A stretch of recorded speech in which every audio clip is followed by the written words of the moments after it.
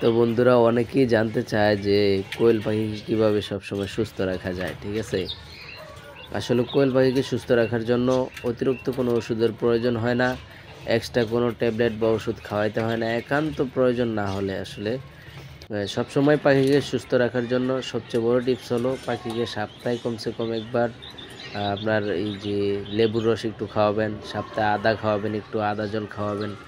আর যদি পাখিরা নিজেরা কামড়াকামড়ি করে ঠুকরাঠুকরি করে পাখনাগুলো উঠে ফেলে, পলক উঠে ফেলে, তাহলে কমসে কম সর্বোচ্চ তাদেরকে লবণ পানি খাওয়াইতে পারেন।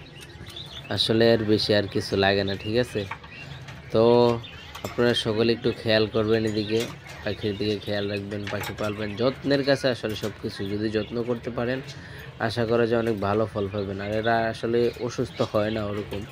ঠান্ডার মধ্যে রাখবেন না, বিশেষ করে পাখিকে ঠান্ডা বা বেশি গরমের মধ্যে রাখবেন না, তাইলে হয়তো একটু অসুস্থ হওয়ার সম্ভাবনা থাকে। এছাড়া কোনো সমস্যা হয় না।